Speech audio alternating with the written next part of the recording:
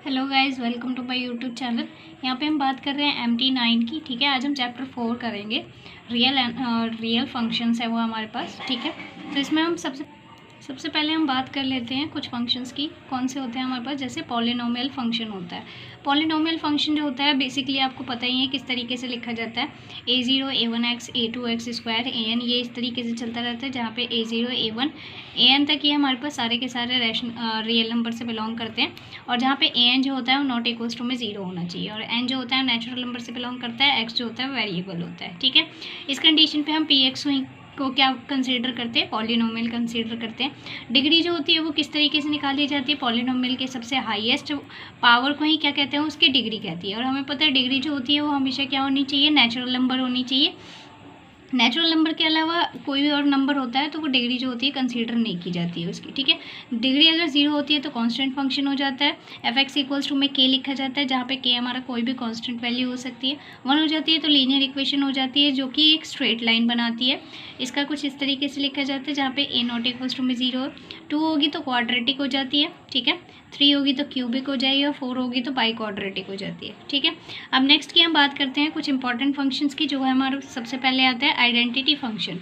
ठीक है, identity function क्या होता है हमारा, आइडेंटिटी फंक्शन होता है हमारे पास f(x) इक्वल्स टू में x, या इसको हम y इक्वल्स टू में x के कह सकते हैं, जहाँ पे x और y दोनों की ही वैल्यूज़ क्या आती है, सेम आती है। इसका ग्राफ जो होता है कुछ इस तरीके से बनता है। आप यहाँ पे कोई भी वैल्यू रख के देख लो, y जो होगा वो x की जगह ही x की तरह ही वैल्यू देगा, और इसका ग्राफ एक स्ट्रेट लाइन की तरह बनता है जो ओरिजिन से पास होता हुआ जाता है। ठीक है, नेक्स्ट होता है हमारा कांस्टेंट फंक्शन। कांस्टेंट फंक्शन में हमारे पास क्या हो सकता है, f(x) इक्वल्स टू में k, या इसको हम y इक्वल्स टू में k लिख सकते हैं। ठीक है, ये होता है हमारे पास इस तरीके का हो जाएगा कि जहाँ पे ये ऑलवेज क्या होगा, जिसका ग्राफ बनेगा वो ऑलवेज क्या होगा, एक्स एक्सिस के पैरेलल बनेगा। ठीक है, चाहे वो आपका y इक्वल्स टू में कोई भी पॉजिटिव कांस्टेंट हो या नेगेटिव कांस्टेंट हो, वो ऑलवेज क्या होगा, आपका पैरेलल बनेगा हमारे पास एक्स एक्सिस के। नेक्स्ट है क्वाड्रेटिक इक्वेशन का जो ग्राफ बनता है वो कुछ इस तरीके से ग्राफ बनता है। ये हमारे पास तब बनता है जब हमारे पास a ग्रेटर दैन 0।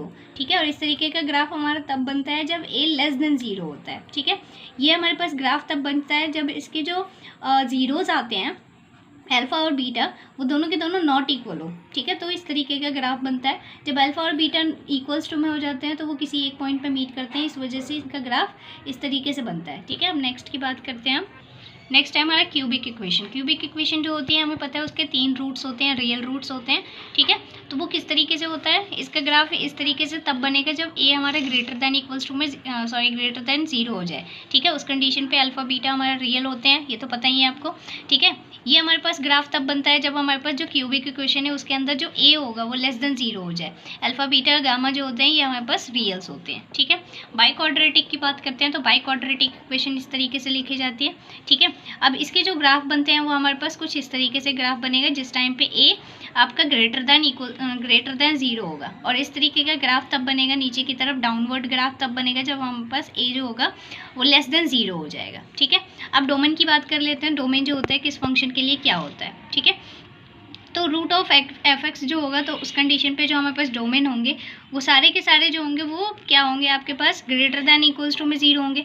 लेकिन जब यहाँ पे क्या हो जाएगा, अंडर 1 में रूट ऑफ f(x) हो गया, तो f(x) ग्रेटर दैन 0 होना चाहिए। ठीक है, इक्वल्स टू में 0 नहीं होगा। ठीक है, नेक्स्ट आगे, जब इस तरीके का फंक्शन हो f(x) इक्वल अपॉन में gx का, तो उस कंडीशन पे gx जो होता है वो नॉट इक्वल्स टू में 0 हो सकता है, बाकी और कुछ भी डाल सकते हो आप इसके अंदर। ठीक है, रैशनल पॉलिनोमियल की बात कर लेते हैं। रैशनल पॉलिनोमियल किस तरीके से होता है कि px अपॉन में qx, जहाँ पे दो हमारे पास px और qx दोनों के दोनों ही क्या होंगे, पॉलिनोमियल होंगे, और qx जो होगा वो नॉट इक्वल्स टू में आपका 0 होना चाहिए। ठीक है, तो ये रैशनल पॉलिनोमियल्स होते हैं। जैसे यहाँ पे हम बात कर लेते हैं एक एग्जाम्पल के तौर पर 1 अपॉन में x है, जहाँ पे जब हम x क्या करेंगे, पॉजिटिव डालेंगे तो y जो होगा वो भी हमारा क्या आएगा, पॉजिटिव आएगा। ठीक है, लेकिन जब आप x नेगेटिव डालोगे तो उस कंडीशन पे हमारे पास y जो मिलेगा वो भी आपका कैसा मिलेगा, नेगेटिव। इस वजह से इसका जो ग्राफ होता है वो कुछ इस तरीके से ग्राफ बनेगा। इधर तब बनेगा जब x ग्रेटर दैन 0 होगा, डाउनवर्ड तब बनेगा जब हमारे पास x जो होगा लेस देन 0 होगा। ठीक है, नेक्स्ट है हमारे पास जब एफ एक्स इक्वल्स टू में 1/x की पावर n हो जाए तो उसको हम कैसे लिखते हैं, ऐसे लिखा जाता है, x की पावर -n हो जाता है। ये n जो होगा वो नेचुरल नंबर से बिलोंग करता है। इसका जो डोमेन होगा वो सिर्फ 0 को छोड़ के बाकी आप कुछ भी डाल सकते हो रियल नंबर्स में से, ठीक है। और जो रेंज निकल के आएगी वो टोटल कोई भी रियल नंबर निकल के आ सकता है। जब हमारे पास फंक्शन जो हो जाए वो कैसा हो जाए, 1/x² हो जाए, या 1/x की पावर 4, या 1/x की पावर 6, या 1/x की पावर 8 हो जाए, मतलब कोई भी आपका 1 में इवन पावर का फंक्शन हो जाए, तो उस कंडीशन पे हमारे पास x जो होगा, अगर आप पॉजिटिव डालोगे तो भी पॉजिटिव आएगा, नेगेटिव डालोगे तो भी नेगेटिव आएगा। तो इसका ग्राफ देख लेते हैं किस तरीके से बनता है। इसका ग्राफ जो होता है हमारे पास, जब एक्स वाई लिखा जाएगा, एक्स और वाई दोनों के दोनों जब आप पॉजिटिव डालोगे तो उस कंडीशन पे वाई फर्स्ट क्वाड्रेंट में आएगा, और जब एक्स नेगेटिव होगा तो वाई तो ऑलवेज पॉजिटिव आना ही है, तो सेकंड क्वाड्रेंट में होगा, ठीक है। तो वाई दोनों ही कंडीशन पे हमारा पॉजिटिव है। ये इस तरीके से ग्राफ है इसका x² का, 1/x² का। जब x ग्रेटर देन 0 होगा, ये x जब लेस देन 0 होगा, तो इधर की साइड ग्राफ बनेगा इसका, ठीक है। नेक्स्ट है हमारे पास एफ एक्स इक्वल्स टू में अगर 1/x-2 हो जाए तो उस कंडीशन पे जो ग्राफ बनता है वो कैसा बनेगा आपके पास, यहाँ पे मान लो कि जैसे 1 है, यहाँ पे आपका 2 है, तो 2 से होती हुई एक लाइन पास आउट होगी और इसी से आपका ग्राफ रिलेट होगा, ठीक है। मतलब आपको 2 माइनस करके बनाना है, ठीक है। तो ये हो जाएगा 1/x-2 जब x हमारा क्या हो जाएगा, ग्रेटर देन 2 हो जाए, और ये ग्राफ बनेगा डाउनवर्ड जब हमारे पास x जो है लेस देन 2 हो जाए, ठीक है। नेक्स्ट है हमारे स्क्वायर एंड स्क्वायर रूट्स। इसके लिए जो ग्राफ होता है किस तरीके से बनता है, जैसे कि हमारे पास स्क्वायर है तो उसका जो ग्राफ होता है वो एक पैराबोला की शेप में बनता है, ठीक है। क्योंकि आपको पता है ना पैराबोला की इक्वेशन क्या होती है, y इक्वल्स टू में x² होता है, ठीक है। तो इस वजह से इसका ग्राफ इस तरीके से बनेगा। अगर स्क्वायर रूट होगा तो ग्राफ जो होगा वो कुछ इस तरीके से बनेगा, आपका डाउनवर्ड होता चला जाएगा, ठीक है। नेक्स्ट है हमारे पास एफ एक्स इक्वल्स टू में अगर x² होगा तो उस कंडीशन पे x जो होगी वो किससे बिलोंग करेगा, रियल नंबर से, और जो आपका एफ एक्स निकल के आएगा वो पॉजिटिव रियल नंबर्स होगा, ठीक है। और उस कंडीशन पे जब F x equals to x² होता है तो f जो होता है वो r टेंस टू आपके पास क्या होगा, पॉजिटिव रियल नंबर से निकल के आता है, ठीक है। नेक्स्ट टाइम पर जब एफ एक्स जो होगा वो क्या हो जाए, आपका √(x) हो जाए, तो उस कंडीशन पे जो आपका फंक्शन होगा वो पॉजिटिव से रियल नंबर तक टेंस कर जाएगा, ठीक है। अब नेक्स्ट है हमारे पास एफ एक्स इक्वल्स टू में -x होता है, तो फंक्शन आपका -f(x) हो जाता है, ठीक है। इसको हम कहते हैं ऑड फंक्शन। जब एफ एक्स इक्वल्स टू में -x हो और अगर आपका एफ एक्स निकल के आ जाए तो उस कंडीशन पे इवन फंक्शन हो जाता है, ठीक है। और पीरियोडिक फंक्शन वो होता है जो एक पीरियड के बाद अपने आप को रिपीट करना शुरू कर देता है, तो वो पीरियोडिक फंक्शन हो जाता है हमारा। क्यूब्स एंड क्यूब रूट की बात कर लेते हैं। तो यहाँ पे हमारे पास जो x³ है, इसका जो ग्राफ होगा वो कुछ ऐसा बनता है हमारे पास, लहराता हुआ अपवर्ड और डाउनवर्ड दोनों की तरफ, ठीक है। और जब हमारे पास क्या हो जाए, क्यूब रूट हो जाए, तो क्यूब रूट का जो ग्राफ होता है यहाँ से थोड़ा सा उठता है, फिर इधर की तरफ डाउनवर्ड चला जाता है, ठीक है। नेक्स्ट अब ट्रिग्नोमेट्रिक फंक्शंस के ग्राफ की बात कर लेते हैं हम। जैसे हमारे पास पहला फंक्शन है साइन एक्स का। साइन एक्स का जो ग्राफ होता है वो एक पीरियोडिक ग्राफ होता है ना। एक टाइम के बाद वो अपने आप को रिपीट करना शुरू कर देता है, तो इस वजह से हम कहते हैं साइन एक्स जो होता है, जहाँ पे एक्स जो होगा वो रियल नंबर से बिलोंग करेगा, क्योंकि जो इसकी डोमेन होते हैं वो सारे रियल नंबर्स होते हैं, जो रेंज होती है वो -1 + 1 होती है, ठीक है। यहाँ पे दे रखा है आपका कि एक्स जो होता है वो ऑलवेज क्या होता है, -π/2 से +π/2 तक जाता है, और ये 1/1 फंक्शन होता है, ठीक है। और साइन अगर -x हो जाए तो उस कंडीशन पे -sin x होता है, ये ऑड फंक्शन की वजह से हो जाता है। और साइन जो होता है 2nπ प्लस हमारे पास x जो होता है वो ऑलवेज क्या होता है, sin x होता है, क्योंकि हमें पता है साइन जो होता है वो पीरियोडिक फंक्शन होता है p इक्वल्स टू में 2π के बाद, ठीक है। उसके बाद क्या हो जाता है, sin x इक्वल्स टू में अगर आपका 0 होगा तो उस कंडीशन पे x इक्वल्स टू में nπ लिखा जाता है। ये आपको पता होंगे, प्रिंसिपल और जनरल सॉल्यूशन आपने पढ़े होंगे, तो उस कंडीशन पे इस तरीके से ये लिखा जाता है, ठीक है। अब आगे हम बात करते हैं कॉस की। यहाँ पे आपको दिख रहा होगा कि ये जो हमारा ग्राफ है वो किसका ग्राफ है, कॉस का ग्राफ है, कॉस एक्स का ग्राफ है। अब यहाँ पे होता क्या है, कॉस एक्स के अंदर वाई जो यहाँ पे हमारा कॉस एक्स होता है, इसकी जो डोमेन होता है वो तो ऑलवेज क्या होता है, रियल नंबर से बिलोंग करता है, और जो इसकी रेंज होती है वो भी -1 और 1 तक होती है, ठीक है। ओके, तो ये रेंज हो जाती है, ठीक है। फिर उसके बाद हम कहते हैं कि cos x जो होता है वो हमारा 1/1 फंक्शन होता है, जब x जो होगा वो 0 से π के बीच में होगा, ठीक है। cos x -x हो जाता है हमारे पास, और फिर वो cos x बन जाता है इवन फंक्शन के टाइम पे, ठीक है। cos x जो होता है 2nπ + x जो होता है वो cos x होता है, क्योंकि 2π के पीरियोडिक फंक्शन होता है ये भी हमारे पास, ठीक है। cos x इक्वल्स टू में 0, तो उस कंडीशन पे x जो होता है वो क्या हो जाता है आपका 2n + 1 और π/2 हो जाता है। फॉर ऑल n जो होंगे वो सारे के सारे किससे बिलोंग करते हैं, आपके इंटीजर्स से बिलोंग करेंगे, ओके। आगे की बात करते हैं अब हम।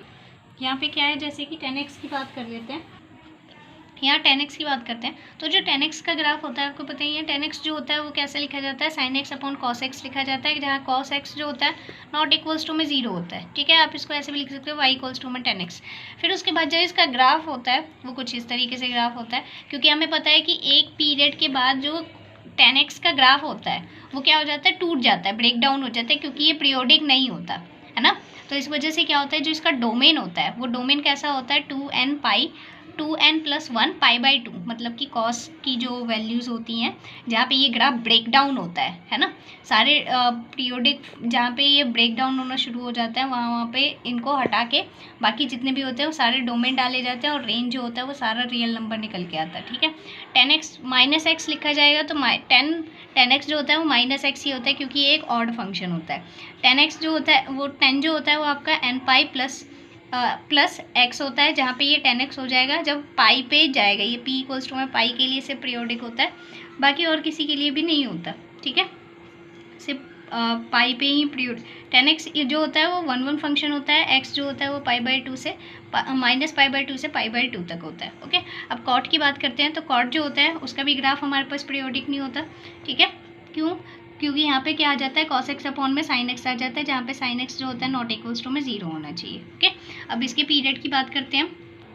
अब जो cot x होता है वो क्या होता है, cos x अपॉन में sin x होता है, sin x not equals to में 0 होता है। इसका जो डोमेन होता है वो x जो होता है वो बिलोंग करता है r से बस n पाई को हटा के, ठीक है। रेंज जो होती है वो टोटल रियल नंबर्स निकल के आती है। cot -x जो होता है वो माइनस cot x होता है, क्योंकि ये भी एक ऑड फंक्शन होता है। और यहाँ पे cot जो होता है वो क्या होता है आपका k पाई प्लस x हो जाएगा, जहाँ पे cot x होगा, और ये पीरियोडिक होता है हमारे पास p इक्वल्स टू में पाई के लिए। और यहाँ 1 फंक्शन होता है ये, और x जो होता है वो किससे कहाँ तक जाता है, 0 से पाई के बीच में होता है। नेक्स्ट अब हम बात कर लेते हैं, नेक्स्ट है हमारा सेक के लिए, ठीक है।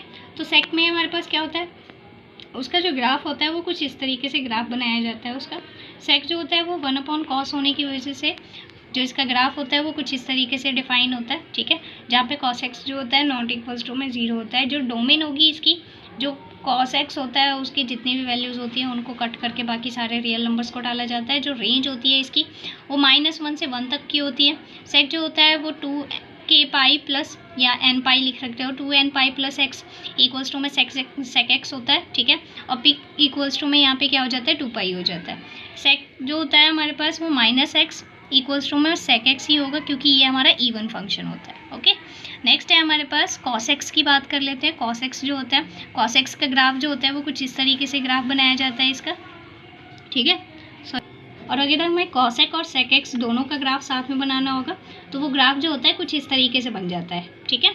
ये जो हमारे पास एक बीच में लाइन आती है ये cos x की होती है, ठीक है। और ऊपर जो होता है वो हमारे पास क्या होता है, sec x हो जाता है, ठीक है। और तो ये इस तरीके से है। फिलहाल हम cos x की बात कर रहे थे, तो cos x जो होता है वो 1 में sin x होता है, जहाँ पे sin जो होता है नॉट इक्वल्स टू में 0 होता है। डोमेन होता है इसका जो r n पाई को हटा के, ठीक है। रेंज जो होती है हमारे पास r में r जो होता है -1 से 1 तक होता है, ठीक है। cos x जो होता है -x होगा, मतलब इसको हटा दिया जाता है, फिर उसके बाद जो भी बचता है वो उसकी रेंज हो जाती है। cos x जो होता है वो माइनस का आ जाता है, इस वजह से ये ऑड फंक्शन होता है। यहाँ पे दे रखा है कि cos x जो है n पाई प्लस x जो होता है cos x होता है, क्योंकि ये 2 पाई के लिए क्या होता है, पीरियोडिक होता है, 2n पाई होता है, ठीक है। समझ आ गया होगा आपको। अगर आपको वीडियो अच्छी लगती है तो वीडियो को लाइक कर देना है, चैनल को सब्सक्राइब। और नेक्स्ट वीडियो में अब हम ब्लॉक 2 स्टार्ट करेंगे, जो हमारा सीक्वेंस एंड सीरीज़ के जो हमारी सीरीज़ के बेसिस पे है। तो ऐसी वीडियो की अपडेट के लिए प्लीज़ चैनल को सब्सक्राइब करके उसके बेल आइकन को प्रेस कर लेना। Thank you so much.